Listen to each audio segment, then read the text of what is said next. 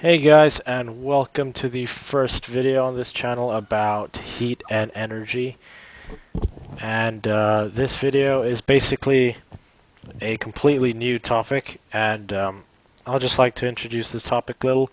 Heat and energy, we'll be talking about, of course, heat. We'll be discussing what heat actually is, how heat can be transferred, the laws of thermodynamics, stuff such as heat capacity, specific heat capacity, stuff like that. We'll also be talking a bit about energy, power, work, and some of those things. We'll be talking about thermal expansion, how thermometers work, amongst other things. And also talking about some of the gas laws formulated by Boyle, and pressure, heat, volume, area, stuff like that. This is a pretty big topic, so I hope I can cover it quite holistically and concisely. Anyway, so let's just start with this first lesson about heat. And of course, the obvious question to ask is perhaps what is heat?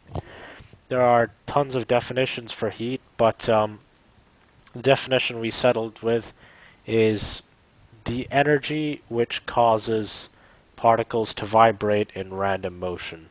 That's just one definition. You can call it the jittering of particles. So that's how Richard Feynman liked to put it. Basically, if a particle has less heat, it's going to kind of vibrate not so much and jitter quite a little. But if it has lots of heat, it will be tremendously excited. So it's going to jitter a lot and vibrate very ferociously. So if you can see this diagram of the atoms of a gas, with low temperature, they still go in completely random motion, but not as much, and so the gas is a bit small. But if you increase the temperature, they're going to leap out even further. These random motions are going to be even larger. So the gas expands, and these particles are more spaced out. They have more energy to repel their neighbors.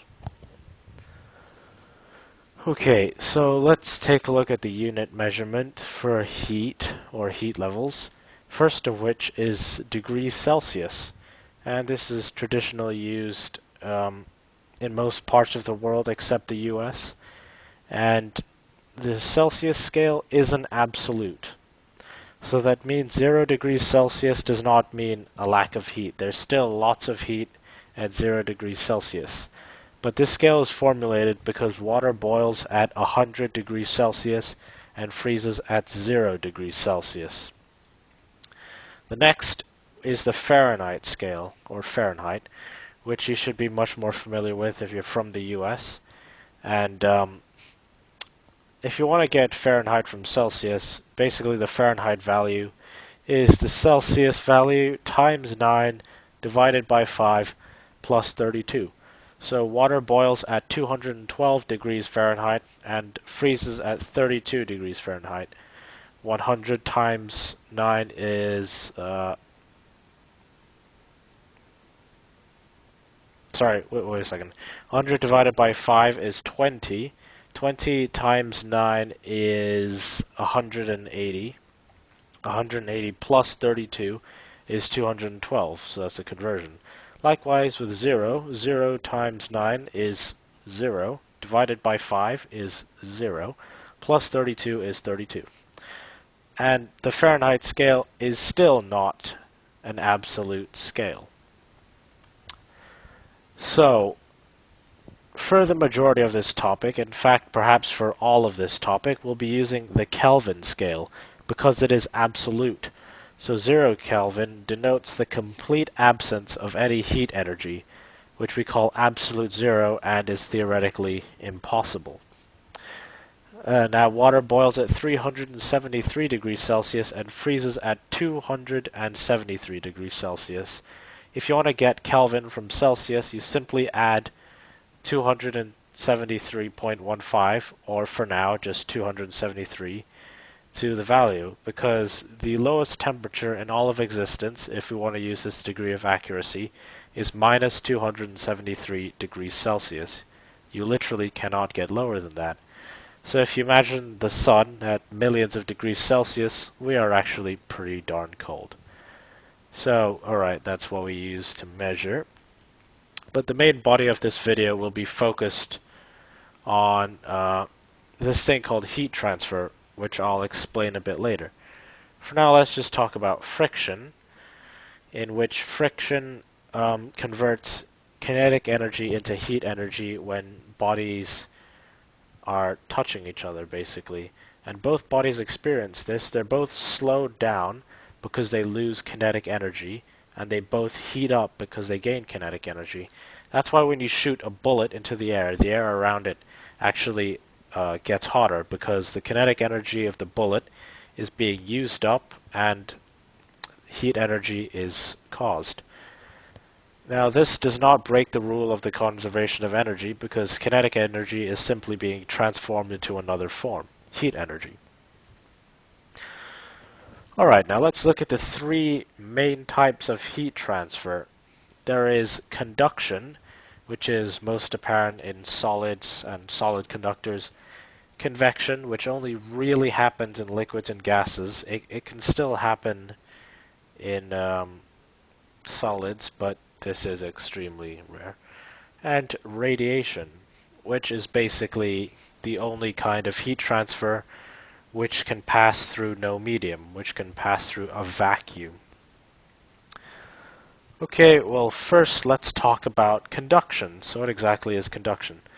Well, I want to tell you this principle right now, which is actually quite universally known, that if you put a hot body in contact with a cold body, then the hot body will transfer some of its heat to the cold body.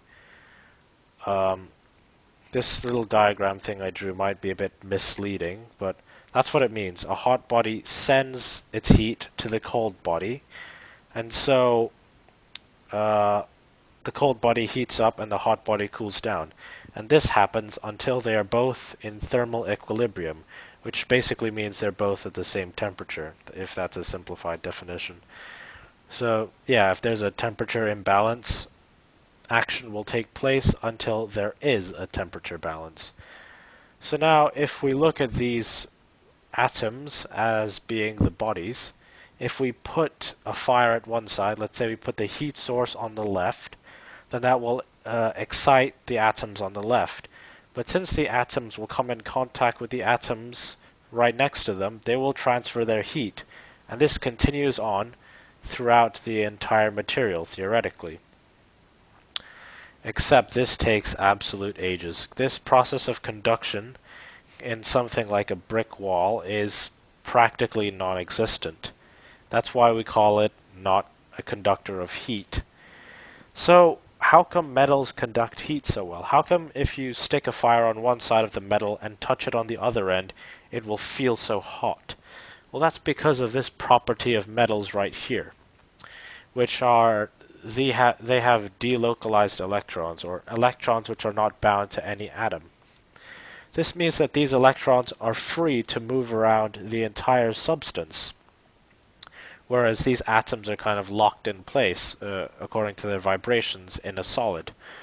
So once these electrons on the hot side get energy, what they do is that they tend to drift to the other side of the substance, and as they do, they distribute their energy to the different atoms.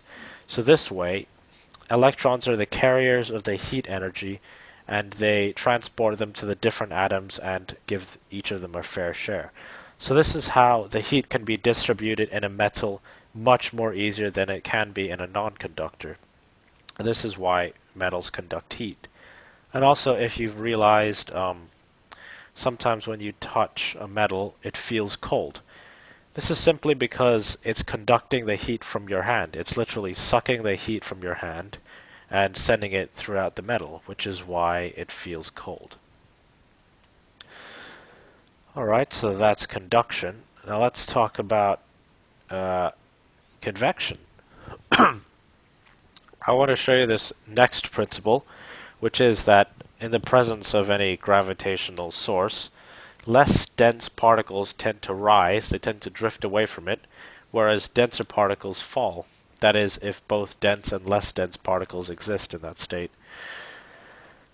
in a medium. So let's just say we have a helium balloon, and we know that the helium is less dense than the air around it, which is why the helium rises, which is why the balloon rises.